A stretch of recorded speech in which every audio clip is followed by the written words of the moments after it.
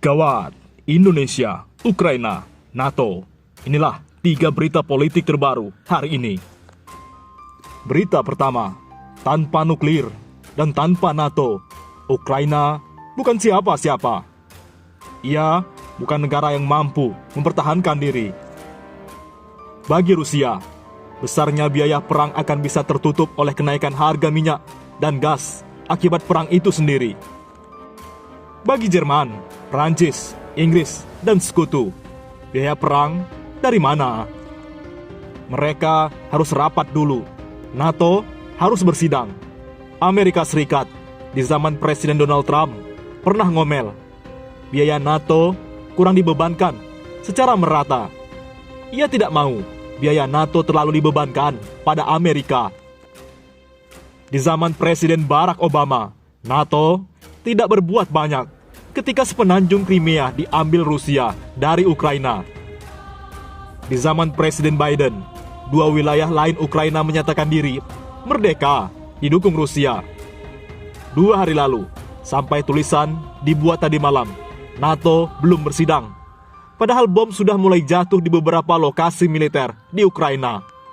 Menjelang subuh kemarin, termasuk di bagian tertentu, ibu kota Kiev. Mungkin itu karena Ukraina memang belum anggota Organisasi Pertahanan Atlantik Utara. Ukraina sudah terus mendesak agar segera diterima sebagai anggota NATO.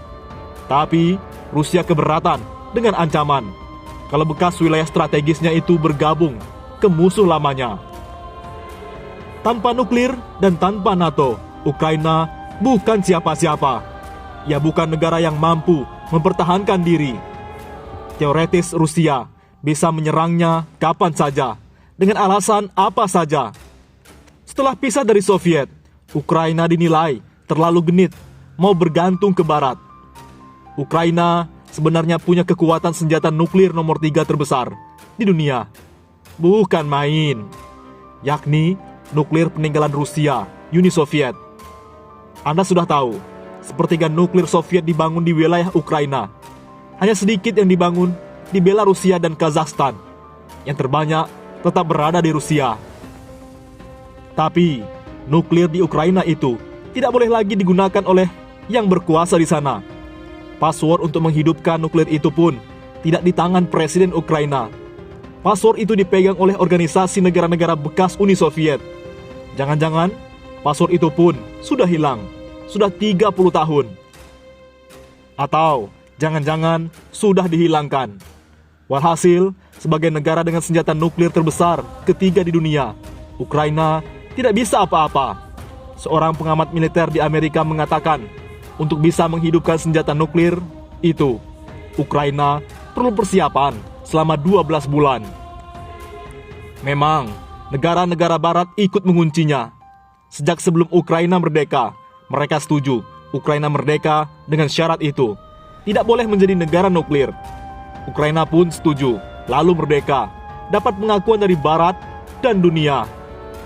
Dengan kesepakatan itu, Ukraina harus membongkarnya. Mungkin kini, sudah pula banyak yang dibongkar, yang belum pun Ukraina tidak bisa menggunakan. Inilah faktor yang membuat konflik di Ukraina tidak akan menjadi perang dunia ketiga. Sebenarnya, Ukraina sudah mendapat jaminan di perjanjian Budapest. Amerika, Jerman, Inggris, dan Rusia sendiri yang memberikan jaminan itu. Kalau Ukraina setuju mengunci nuklirnya, 4 negara itu menjamin keamanannya. Belakangan, jaminan itu ditambah lagi oleh Tiongkok. Ukraina sudah berkali-kali menagih janji itu, tapi Ukraina tidak punya debt collector yang menakutkan.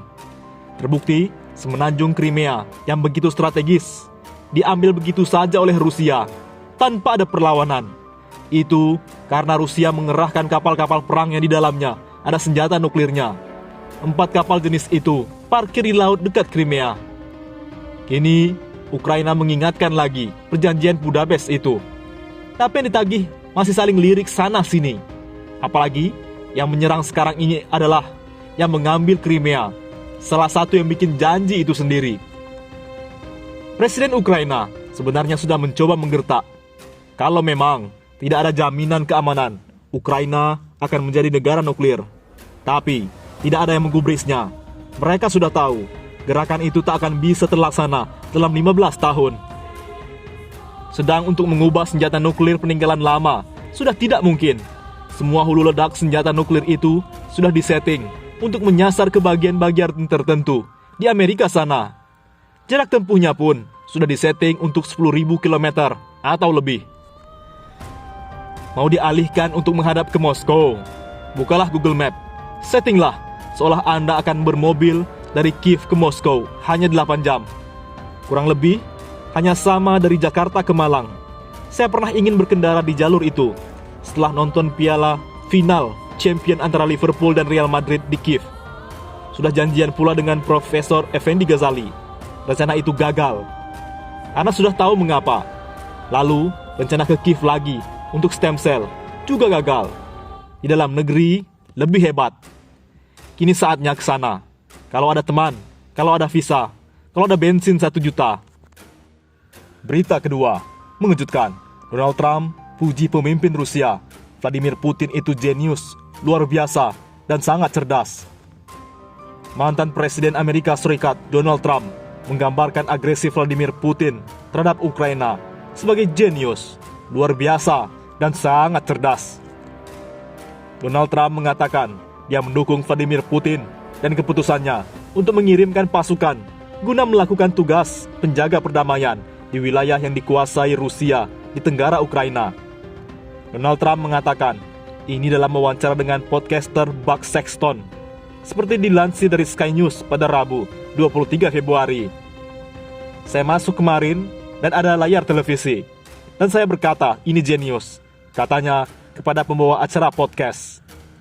Putin menyatakan sebagian besar Ukraina, dari Ukraina, Putin mengatakannya sebagai merdeka. Oh, itu luar biasa. Ukraina dan sebagian besar sekutu barat memandang langkah itu sebagai pendudukan wilayah yang dapat menyebabkan sanksi lebih keras dan lebih banyak konflik. Namun, Donald Trump memuji kekuatan perdamaian Rusia. Kita bisa menggunakannya di perbatasan selatan kita, katanya. Itu kekuatan perdamaian terkuat yang pernah saya lihat. Mereka akan menjaga perdamaian dengan baik. Saya mengenal Putin dengan sangat baik. Saya bergaul dengannya. Dia menyukai saya menyukainya, katanya.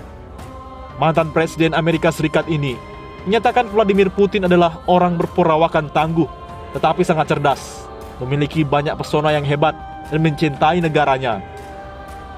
Sekretaris Pers Gedung Putih Jen Psaki dalam jumpa pers mengutuk komentar yang dibuat Donald Trump dan mengatakan mereka mencoba untuk tidak menerima nasihat dari siapapun yang memuji Vladimir Putin dan strategi militernya. Jadi, ada sedikit taktik yang berbeda, sedikit pendekatan yang berbeda, dan mungkin itu sebabnya Presiden Biden dan bukan pendahulunya mampu menggalang dunia dan komunitas global dalam mengambil langkah-langkah melawan agresi Rusia, kata Jen Psaki.